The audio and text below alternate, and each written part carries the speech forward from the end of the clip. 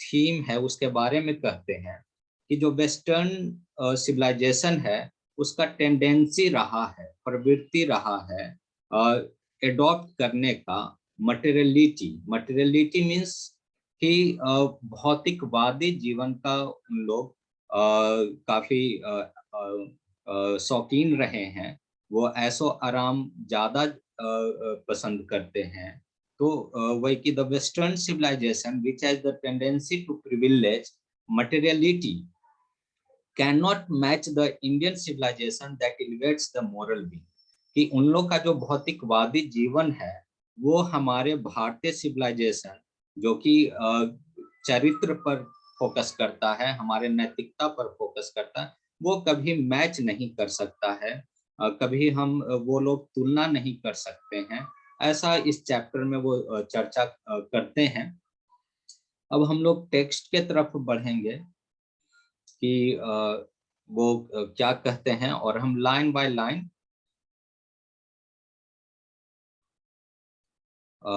Line देखेंगे। कोई हमें कंफर्म करेगा कि क्या हमारा साउंड सभी लोग तक पहुंच रहा है? आशुतोष राज ये बोल रहे हैं कि आवाज नहीं आ रहा है। आवाज पहुंच रहा है? आवाज आ रहा है।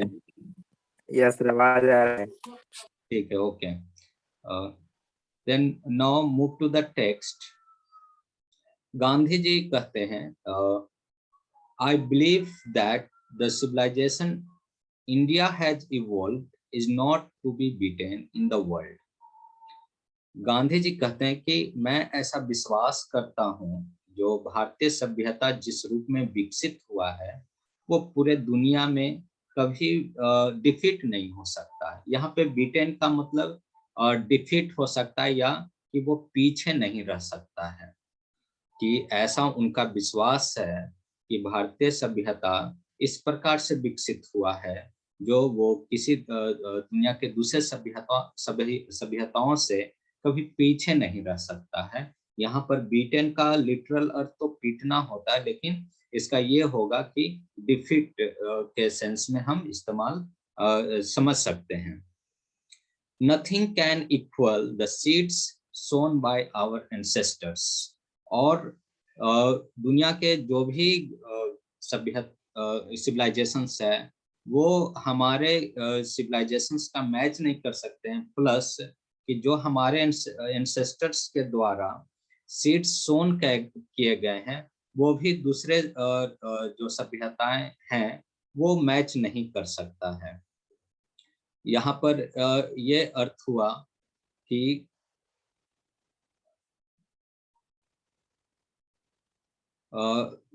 Nothing can equal the seeds. यहाँ पर सीड्स का हुआ जो जनरेशन की बात है।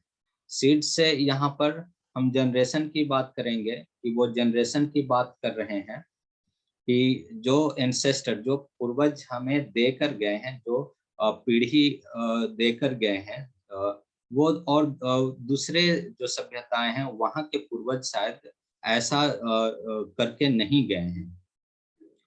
रोम went, Greece shared the same fate, the might of the pharaohs was broken, Japan has become westernized, of China nothing can be said, but India is still somehow or other sound at the foundation।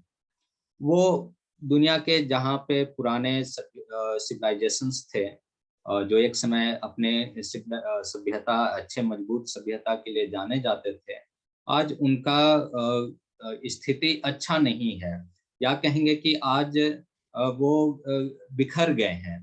कि रोम भी आज वो स्थिति में नहीं है जो हुआ करता था। ग्रीस का भी वही हाल है। यहाँ पर फेट मतलब लक कहेंगे कि उसका भी लक है जो अच्छा नहीं है। द माइट ऑफ द फारोज, यहाँ पे फारोज शब्द का इस्तेमाल हुआ है। मिस्र का जो रूलर्स होते थे उनके लिए ये शब्द इस्तेमाल हुआ है, जो अपने समय में काफी जाने जाते थे। कि जो मिस्र के जो रूलर्स हुआ करते थे उनका भी आज स्थिति अच्छा नहीं है, वो ब्रोकन हो गए हैं। Might means power. शक्ति की जो शक्ति है फरोज, जो मिस्र के रूलर्स के जो शक्ति हुआ करते थे, आज भी वो विखंडित हो गया है। जापान हैज बिकम वेस्टर्नाइज, कि वो पश्चिमीकरण हो गया है। जापान भी वो अपने सिविलाइजेशन पे अडिग नहीं रह पाया। और चाइना के बारे में तो हम कुछ कहेंगे ही नहीं, ऐसा वो गांधी जी कह रहे हैं कि of China nothing can be said, कि चाइना के बारे में कुछ नहीं कहा जा सकता है। But India is still somehow और the other sound at the foundation, कि जो भारतीय सभ्यता है, इंडिया आज भी किसी भी तरह से वो अपना नींव पर मजबूती से, यहाँ पर साउंड का मतलब आवाज नहीं होगा, मजबूत होगा, कि साउंड एट द फाउंडेशन, की जो नींव है वो आज भी मजबूत है। The people of Europe learned their lessons from the writings of the men of Greece or Rome, which exist no longer in their former glory. यहाँ पे यूरोपियन कंट्रीज की बात कर रहे हैं अब, कि जो यूरोपियन कंट्रीज है वो इमिटेट करते हैं, कॉपी करते हैं। किनसे कॉपी करते हैं, किनको कॉपी करते हैं, तो वो ग्रीस और रोम को कॉपी करते हैं।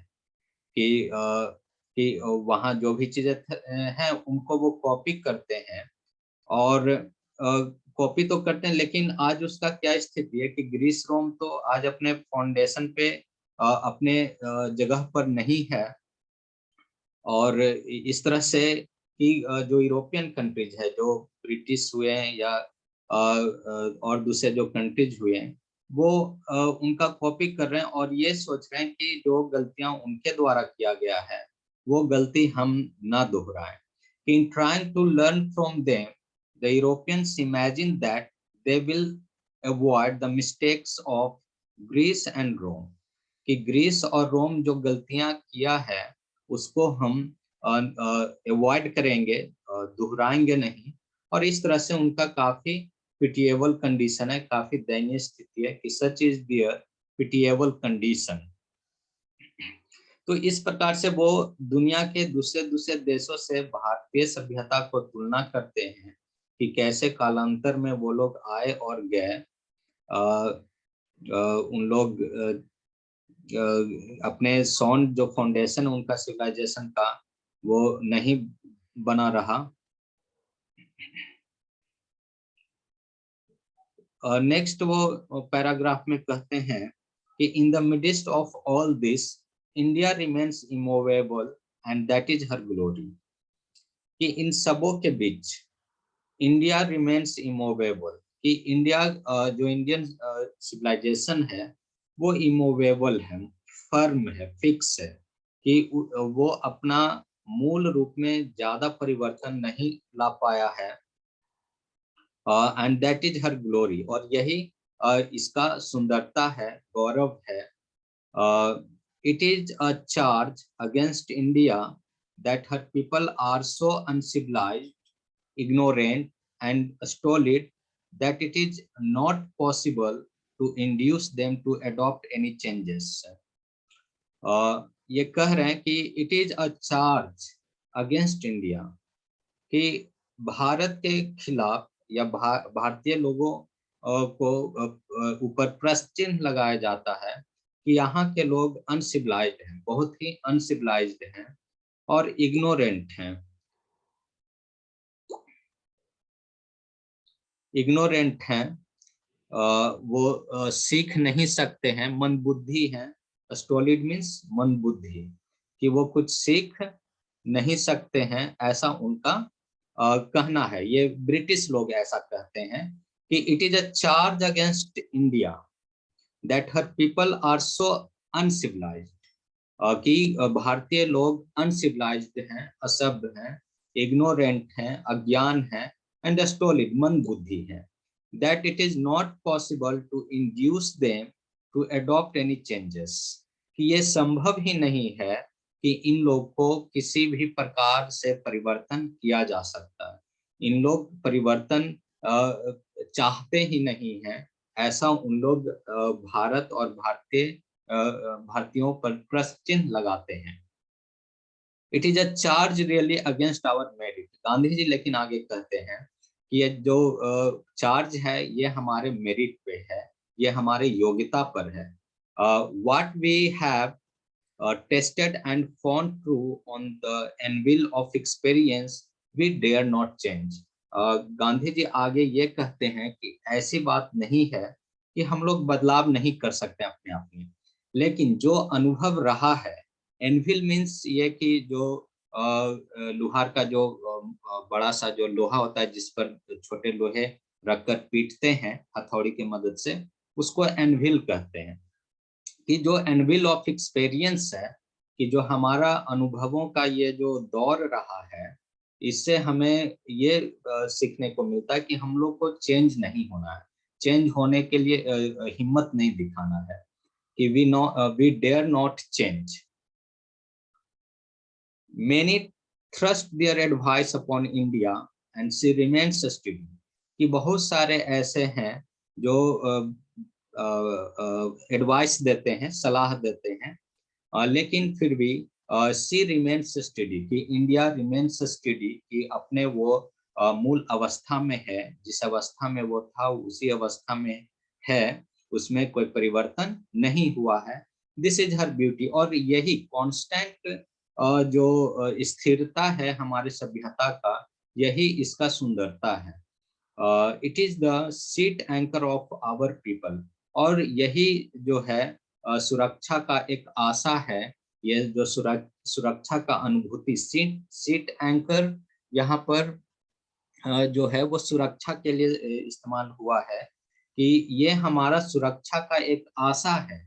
यदि हम परिवर्तन होते रहेंगे, हमारा सिविलाइजेशन में परिवर्तन होंगे, तो हम असुरक्षित महसूस करेंगे, ऐसा उनका कहना है।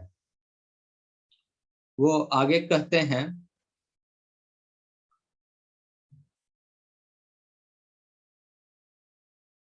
civilization is that mode of conduct which points out to man the path of duty।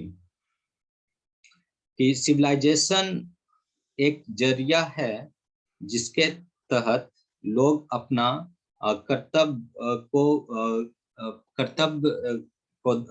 Perform करते हैं।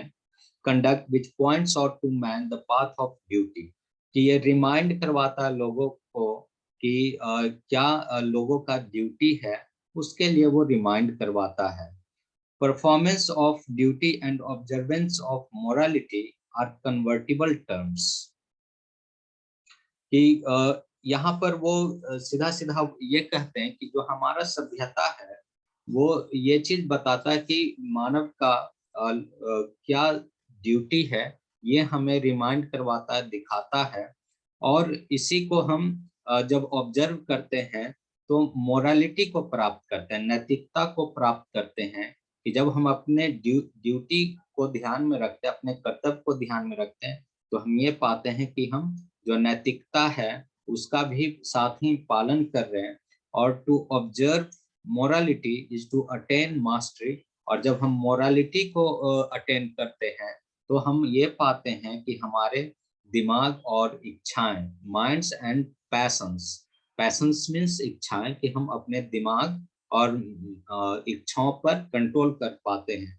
तो ऐसा ये एक फॉर्मूला के जैसा बता रहे हैं कि हमारा जो सिविलाइजेशन है वो ड्यूटी को पॉइंट आउट करता है, और ड्यूटी जब हम परफॉर्म करते हैं या ड्यूटी को अच्छा से निर्वहन करते हैं, तो हम मोरालिटी को प्राप्त करते हैं। जो हमारा नैतिकता है, जीवन का नैतिक जो मूल्य है, उसको हम प्राप्त कर लेते हैं। और जब ये देखते हैं कि नैतिकता जब हम अपनाए हुए हैं अपने जीवन में, तो हम कहीं ना कहीं अपने मस्तिष्क और इच्छाओं पर नियंत्रण कर लेते हैं। To attain mastery over our minds and our passions. तो एक तरह से ये फार्मूला बता रहे हैं कि हम अपने जीवन में कैसे खुशहाल जीवन व्यतीत कर सकते हैं यदि हमारे पास ज्यादा सुख सुविधाएं नहीं है। ये आगे चलकर भी हम देखेंगे। So doing we know ourselves, और इस तरह से करके हम अपने आप को जान पाते हैं। हम अपने आप के काफी करीब आ जाते हैं कि हम क्या हैं, हमारा क्या उद्देश्य है, हमारा क्या क्षमता है, और जब एक बार हम अपने आप को जान पाते हैं तो हम अपने जीवन का सही पथ पर आगे बढ़ते हैं, ऐसा वो कह रहे हैं।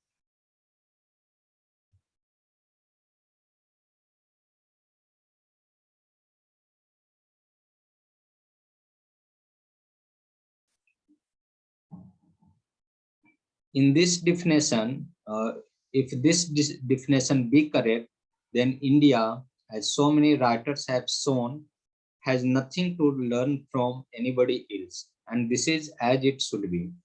कि यदि ये परिभाषा सही है तो इंडिया को किसी भी और जो दूसरे राइटर दिखाए हैं has nothing to learn from anybody, कि किसी से कुछ सीखने की जरूरत नहीं है, and this is as it should be, और जैसा है वैसा ही रहना चाहिए। कि if this definition be correct, कि जो ऊपर सिविलाइजेशन का जो परिभाषा दिया हुआ है यदि ये सही है और बहुत सारे राइटर्स के द्वारा जो दिखाए गए हैं, has nothing to learn from anybody else, कि किसी से कुछ सीखने की जरूरत नहीं है और जैसा है वैसा ही रहने देना चाहिए। We notice that the mind is a restless bird. The more it gets, the more it wants.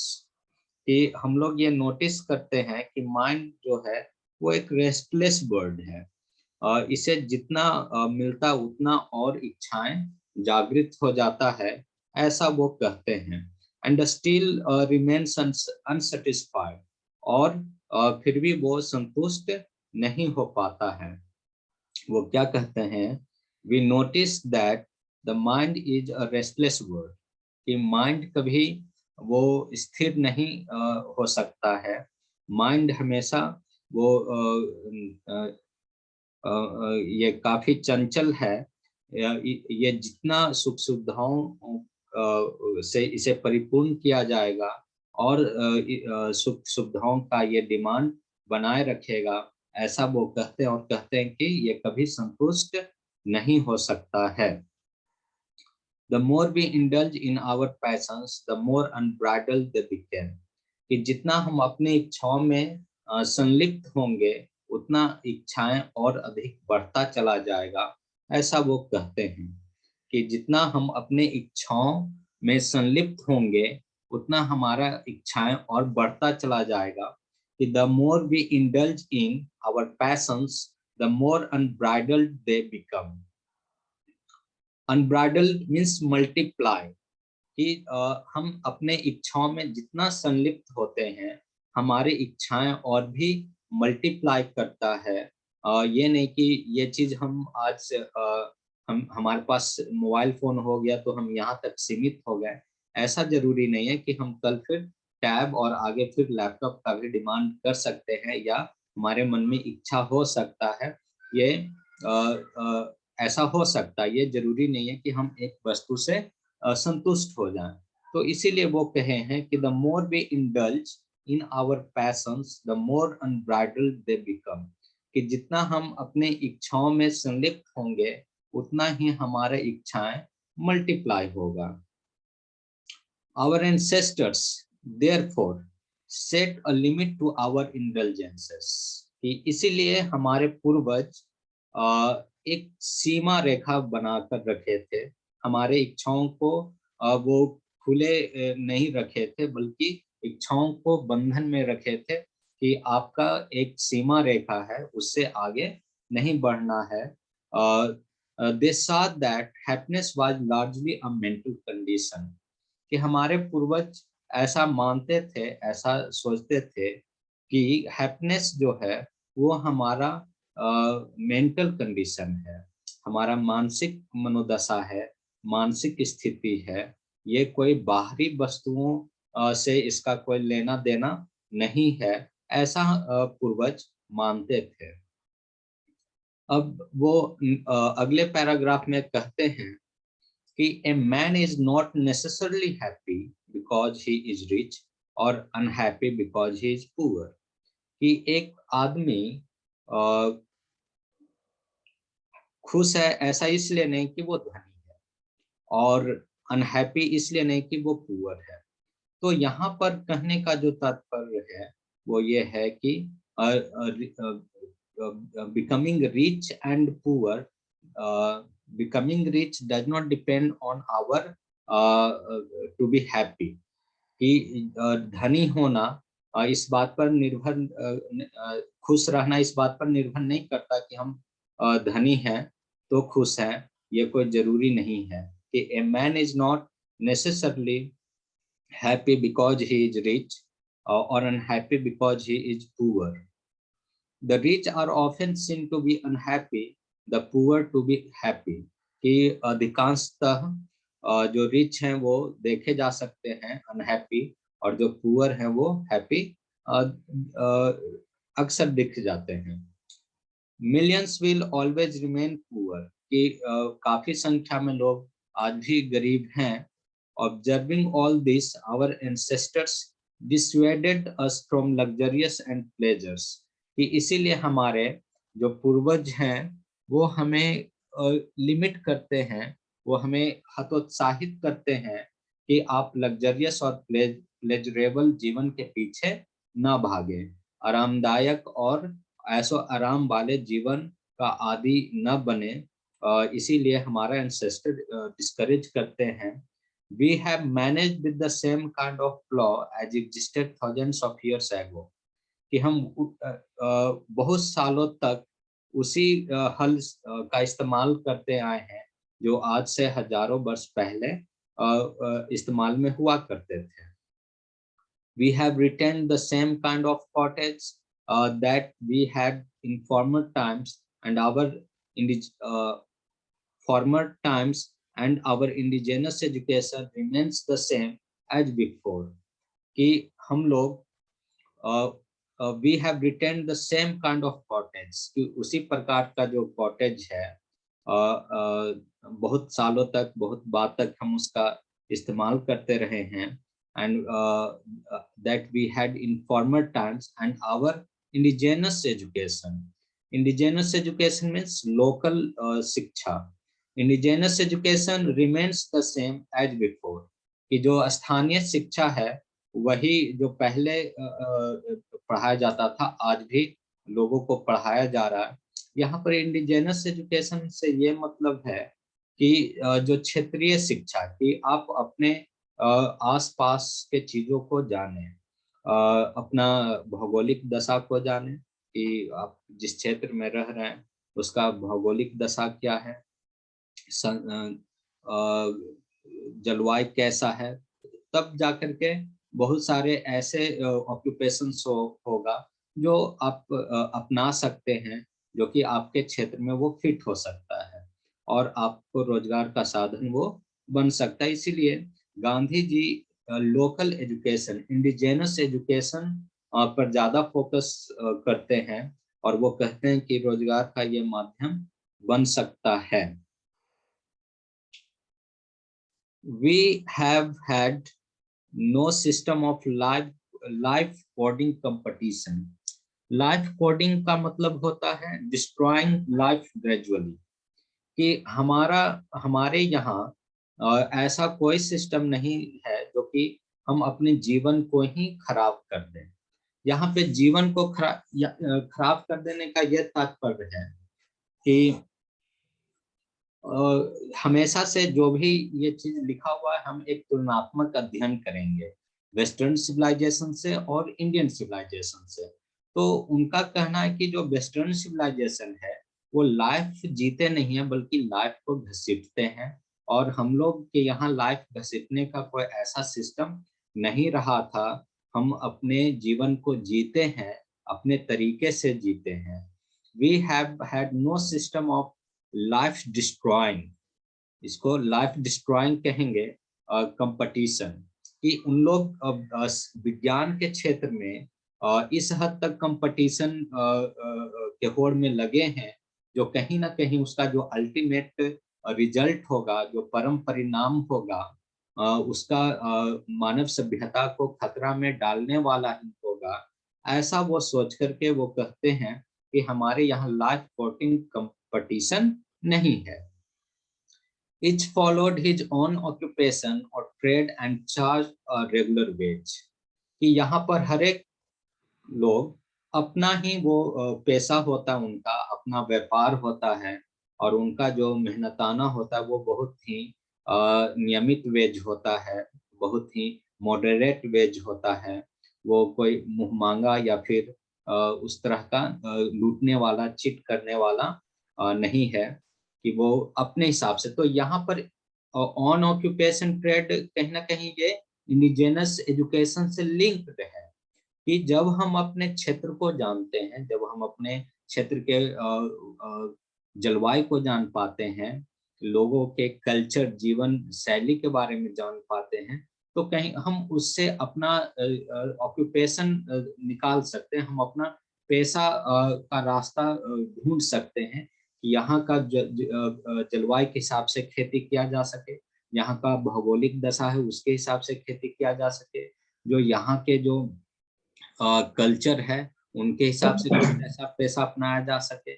ऐसा वो इसीलिए ये इंडिजिनस एजुकेशन के तरफ फोकस करते हैं, और कहते हैं कि each followed his own occupation trade, कि वो अपने हिसाब से, अपने क्षेत्र के हिसाब से वो ऑक्यूपेशन अपनाते हैं और ट्रेड भी करते हैं, और उनका जो मेहनताना है, रेगुलर जो वेजेस है, वो काफी मॉडरेट रहता है।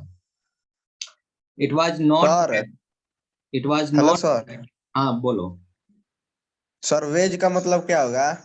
वेज का मतलब मेहनताना हुआ जी, जो तुम वर्क जो करते हो और जो उसके काम बदले। करते हैं उसका, क्या चीज? जो काम करते हैं उसके बदले में कुछ देते हैं उसी को मेहनताना। हाँ, मजदूरी भी कह सकते हो। तो ओके सर। हाँ, it was not that we did not know how to invent machinery, but our forefathers knew that if we set our hearts after such things, we would become slaves and lose our moral fibers. वो कहते हैं कि ऐसा नहीं था कि हम लोग मशीन का आविष्कार नहीं कर सकते थे, कि did not know how to invent machinery, कि ऐसा नहीं था कि हमारे पूर्वज या हम लोग मशीन का आविष्कार नहीं कर सकते थे, बट आवर फॉर फादर्स, यहाँ पे फॉर फादर्स वही पूर्वज के लिए इस्तेमाल किया गया, एंसेस्टर्स भी कह सकते हैं, कि but our forefathers knew that, कि वे लोग जानते थे, if we set our hearts after such things, कि अगर इन चीजों के पीछे हम दिल दे बैठते हैं, या इन चीजों के पीछे हम अपना पूरा माइंड लगा देते हैं, तो इसका परिणाम क्या होगा, कि we would become slaves and lose our moral fibres, कि हम लोग मशीनों का गुलाम हो जाएंगे, और जो हमारा चरित्र है उसका भी, चरित्र को भी खो देंगे। तो यहाँ पे इसका ये क्या कहने का तात्पर्य है? अगर हम आज के दौर में देखते हैं तो मशीन मशीन का हम लोग गुलाम हो गए हैं, एक हद तक गुलाम हो गए हैं। सब लोग यूज तो करते हैं, लेकिन हम मिसयूज भी उतना ही करते हैं, और कुछ एक चीज तो ऐसा हो गया कि हम उसके बिना रह नहीं सकते हैं। जैसे मोबाइल फोन उनमें से सबसे पहला आता है, कि हम इसका गुलाम हो गए हैं। तो यहाँ पे गुलाम कहने का यही तात्पर्य है कि बिकम स्लेव्स। तो स्लेव्स किसका? तो मशीन का। कि अब हम लोग ज्यादा दूरी तक पैदल नहीं चलना चाहते हैं, या बहुत सारे ऐसे कार्य हैं जो हाथों का इस्तेमाल नहीं करना चाहते हैं, हम चाहते हैं कि मशीनों के मदद से ही हो। कहीं ना कहीं समय का डिमांड है, ये गांधी जी के अनुसार हम कह रहे हैं, ये हमारा कोई अनुसार इसमें नहीं लगेगा, ये गांधी जी के अनुसार है। और वो अपने ही समय के हिसाब से बोल रहे हैं। अगर गांधी जी आज होते तो शायद वो कहते कि नहीं, मशीन थोड़ा ठीक था। तो मतलब इस तरह से समझना होगा कि आज के दौर में तो जिस प्रकार से हमारा पॉपुलेशन लोड है, हम उस तरह के चीजों का आज निर्वहन नहीं कर सकते हैं। तो ठीक है। अच्छा ये बताइए कि समझ में आता है या नहीं आता है जी, या फिर बहुत कंटिन्यू चला जाता है? नहीं सर, आ रहा है। आ रहा है। जी सर। अच्छा तो ठीक है। और यहीं तक आज रहने देते हैं। कुछ तुम लोग का सर इस सजेशन? हाँ बोलो। सर इसका ऑब्जेक्टिव नहीं होगा? बिल्कुल होगा, ऑब्जेक्टिव होगा, ऑब्जेक्टिव बनाकर दे देंगे। ठीक है सर, उसका ऑनलाइन कराइएगा ना ऑब्जेक्टिव का। हाँ देखो, हम ये कहना चाहेंगे कि तुम्हारे पास 1 साल का समय है जी, और जी। तुम पोर्शन पे हम चर्चा नहीं किए कि किस पोर्शन से कितना प्रश्न आता है, हम हालांकि ग्रुप में सेंड किए थे, तो उसमें ये बताया गया है कि कहाँ से